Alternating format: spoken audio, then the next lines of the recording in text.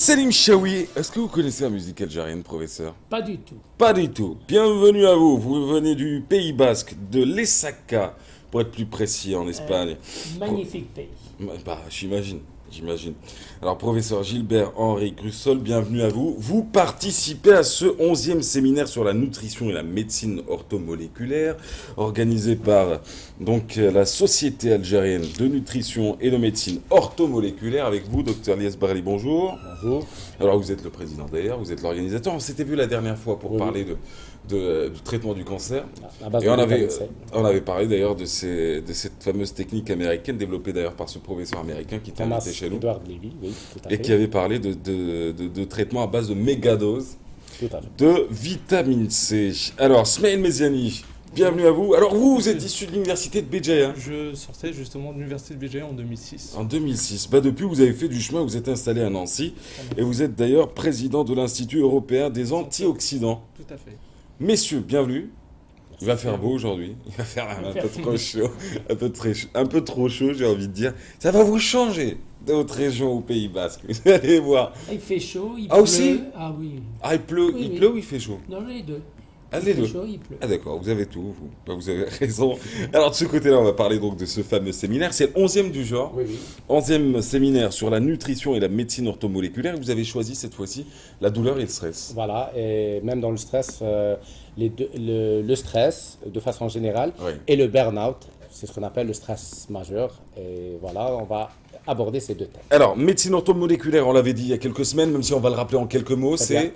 C'est le traitement par les molécules correctes, donc Ouais. vitamines, oligo-éléments, c'est-à-dire en allant vers une substitution des éventuels déficits dans l'organisme qui ont abouti à l'état pathologique. Alors, ce qui est sûr, c'est que pour cet événement, on va le découper en trois. On va parler dans quelques instants des antioxydants. On va parler de la vitamine C. C'est votre dada, professeur Gilbert Henri Crussol. Mais avec vous, Lies Barli, on va peut-être commencer par le burn-out. C'est Voilà. votre spécialité à vous, quoi? C'est Bon, le stress, vous en avez fait? Voilà, dans ma formation, en ayant fait la nutrition et la médecine orthomoléculaire, j'ai fait également la sophrologie. Parce que pour la prise en charge d'un patient, il faut une prise en charge globale. Donc, il y a le volet, disons, nutritionnel et tout ce qui va avec, et il y a le volet subconscient. Donc, c'est surtout pour présenter qu'est-ce qui fait que certaines personnes crachent à un moment inattendu vis-à-vis possible des êtres chers, ou bien vis-à-vis des collègues ou des amis, ou bien vis-à-vis à des situations qui ne portent pas à aller vers disons, cette rupture, Ouais. cette rupture, et disons que c'est la goutte, qu'on dit que c'est la goutte qui déborde, et là, on analyse point de vue, disons, biochimique, donc les déficits, et point de vue, disons, psychologique, mais surtout subconscient, et disons, le niveau de relaxation que cette personne élabore pour garder son état zen. Alors, docteur Lies Barli, en langage plus simple, pour le simple téléspectateur comme moi, en premier, Voilà. ce serait quoi? Le burn-out? C'est le crash. C'est le crash. Voilà. Le crash psychologique? Oui, et avec des réactions, disons, incontrôlées Oui. vis-à-vis, disons, de la société ou bien des êtres chers. Et les réactions aux questions, ça peut être s'isoler ou ça peut Non, être non, vraiment devenir ça peut violent? être le suicide, ça peut être le divorce, ça peut être la démission professionnelle, c'est-à-dire que lorsque la personne ne contrôle plus sa réaction et fait un acte, disons, qui dépasse... voilà. Dans un pays comme le nôtre, où la tradition l'emporte le plus souvent sur la logique, j'ai envie de dire quelquefois, Oui. un burn-out est-il considéré comme un burn-out ou est-il considéré comme une folie, comme un démon qui aurait possédé Non, non, la parce qu'en personne? général, le burn-out survient chez des personnes qui sont plutôt connues pour être, qui savent encaisser, qui Ouais. sont plutôt calmes, mais finalement, Des faux calmes. c'est des faux calmes, voilà.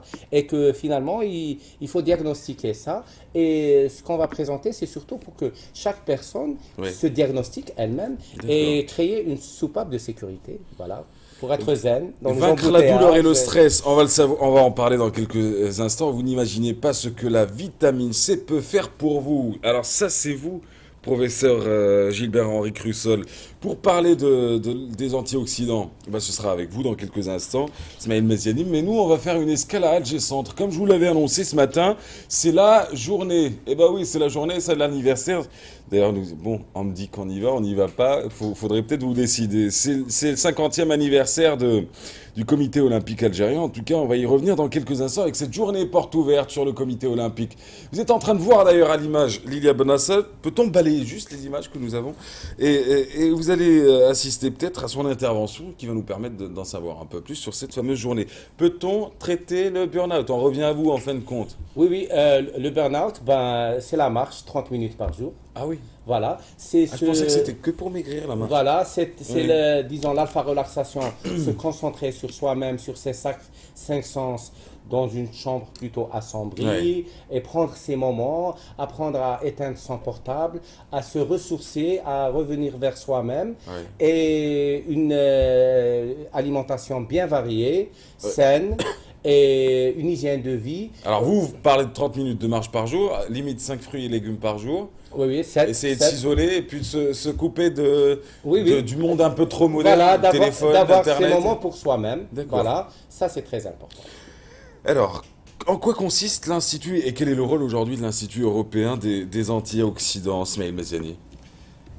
Êtes-vous médecin d'abord? Non, je suis non, pas médecin, d'accord. je suis chercheur. Parce que je voulais soit vous dire docteur, sinon remettre les choses à leur place. Je ne suis pas médecin, justement, je suis chercheur à l'université de Lorraine, l'université de Lorraine. Et donc depuis septembre, je dirige l'Institut européen des antioxydants. Alors donc la vocation de l'Institut européen des antioxydants, c'est de valider, de promouvoir justement l'action des antioxydants sur les diverses pathologies, à savoir les maladies neurodégénératives, cardiovasculaires, des cancers, et de pouvoir aussi travailler avec des professionnels de l'agroalimentaire, de la pharmaceutique, de la nutraceutique et de la cosmétologie, afin de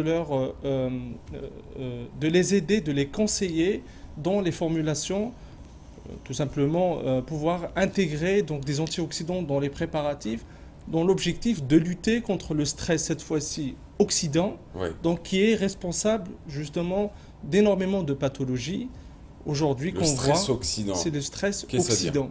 Alors le stress oxydant, c'est un déséquilibre entre des espèces, ce qu'on appelle de la balance, ce qu'on appelle radicaux libres, qui sont issus du métabolisme de l'oxygène qu'on respire, voilà, et l'apport justement en antioxydants afin de lutter contre ça.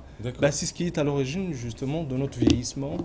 C'est ce qu'on appelle les espèces oxygénées réactives. Voilà, peut-on appeler cela, bon, vous allez continuer, mais peut-on qualifier ce stress-là de stress plutôt physiologique et naturel, et qualifier le stress dont vous avez parlé il y a quelques instants, donc le burn-out, de stress lié à notre quotidien, lié à d'autres aspects qui sont plus extérieurs qu'intérieurs? Tout à fait. Nous, en tout cas, c'est un stress, ce qu'on appelle un stress oxydant. C'est un stress physiologique, donc c'est ce qui se passe dans l'organisme. Voilà, donc malheureusement, il est à l'origine aujourd'hui d'énormément de pathologies qui se comptent en centaines. Le diabète. Le diabète, en l'occurrence, aussi, est aussi lié à ce stress oxydant ou stress oxydatif. Voilà. Donc nous, l'objectif de l'Institut européen des antioxydants, c'est de pouvoir aussi valoriser de nouvelles molécules qui ont des propriétés antioxydantes, justement, qui viennent lutter contre le cancer, contre les maladies cardiovasculaires, contre les maladies... énormément de pathologies qui sont dues à ce stress. Les antioxydants, qui pourraient les définir? Alors, les antioxydants sont les molécules qui empêchent l'oxydation, justement, des molécules qui sont nécessaires de notre organisme, à savoir... les protéines qui composent notre organisme, les protéines, les glucides, mais aussi les lipides. Alors quand vous parlez de protéines, glucides et lipides, ça tombe bien. On peut parler de carence de ce côté-là, mais peut-on parler de carence en antioxydants? Tout à fait. Au corps humain, chez l'homme? Alors, les antioxydants sont divisés en deux classes. On a ce qu'on appelle les antioxydants endogènes, que le corps synthétise. Ils sont d'une nature enzymatique. on a la superoxyde dismutase, on a la catalase, et on a ce qu'on appelle les antioxydants exogènes qui sont apportés par l'alimentation. Ouais. En l'occurrence, les fruits et légumes, d'où vous citez tout à l'heure les 5 fruits et légumes. Donc le Programme national de la nutrition et de la santé recommande aujourd'hui la consommation de 5 fruits et légumes par jour afin justement d'apporter ces antioxydants, mais aussi d'autres molécules telles que les fibres, pour pouvoir lutter justement contre ces pathologies. On va passer peut-être à la partie qui sera exposée d'ailleurs à l'occasion de ce séminaire sur la nutrition, la médecine orthomoléculaire. On l'aura compris, ça se passe encore une fois à Benakloun. Je crois que vous êtes tombé amoureux de ce site. Hein. C'est le centre de formation de la Sonelgaz qui se trouve juste et près de la station-service. Alors je ne sais pas si ça se passe chez vous comme ça aussi, mais nous on se réfère souvent, on se réfère pas par les noms des rues, mais plutôt par les magasins, les arrêts de bus, les stations-service. Ça peut arriver. Ça peut arriver. Eh bien, nous, ça arrive tout le temps, c'est ça le pire. Et donc, ça se passe à Benakloun quand vous descendez. Enfin, c'est un sens interdit. Non, c'est plus un sens interdit.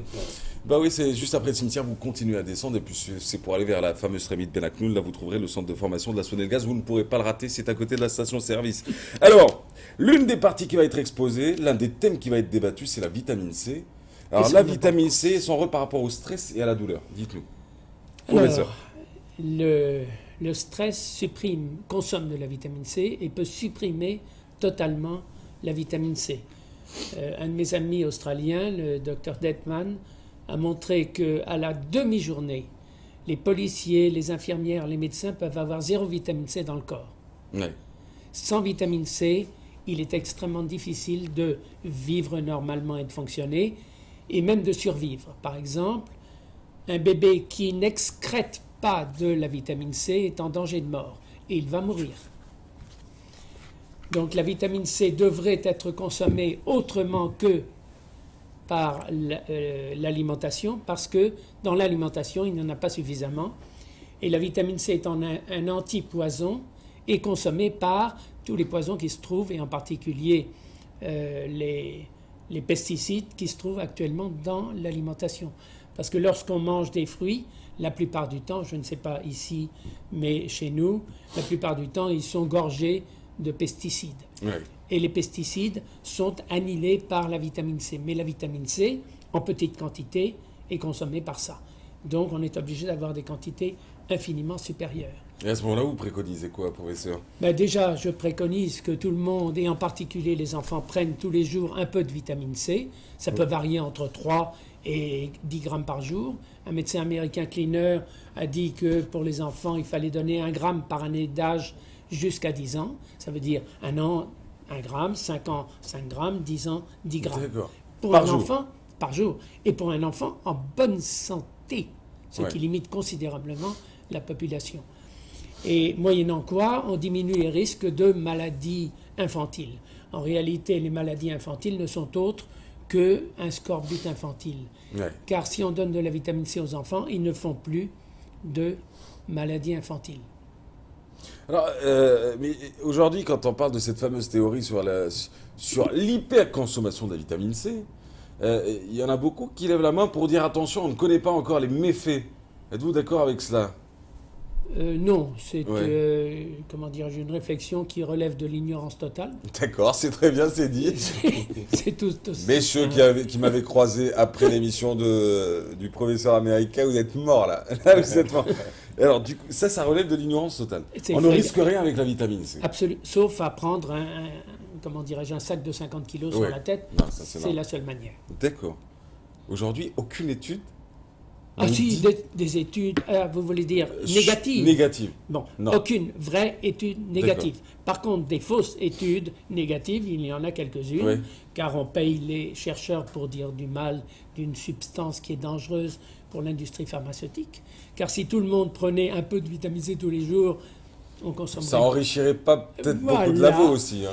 Voilà, ça coûterait très cher à l'industrie pharmaceutique. Et donc, grosso modo, d'un côté, la vitamine C est laissée dans l'ignorance totale, et d'un autre côté, on la combat avec des des stupidités dans le genre la vitamine C provoque des calculs rénaux, ce qui est non seulement faux, mais en plus les calculs rénaux sont dissous si on prend de la vitamine C.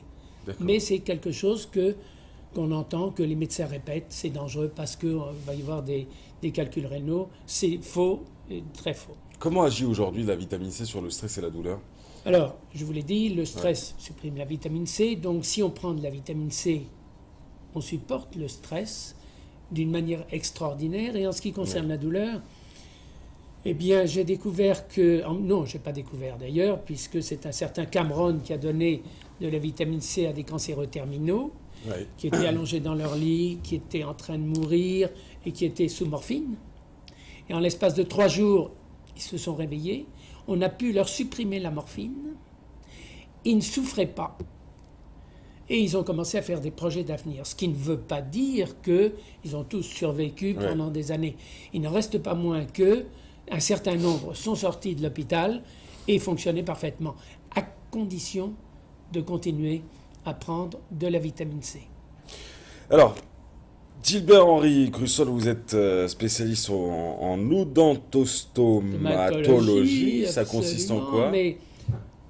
Odontostomatologie, c'est les médecins dentistes.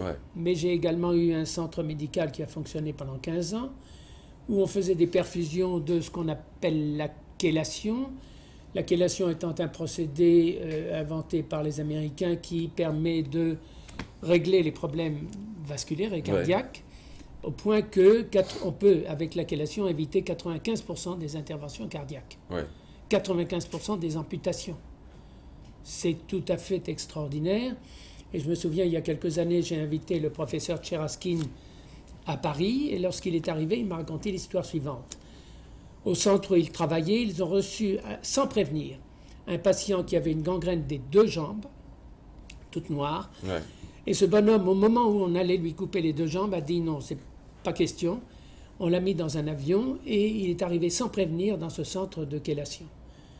Et là, ils se sont posé la question, parce qu'il était en danger de mort, est-ce qu'on s'en occupe ou est-ce qu'on le laisse partir pour qu'il aille mourir ailleurs?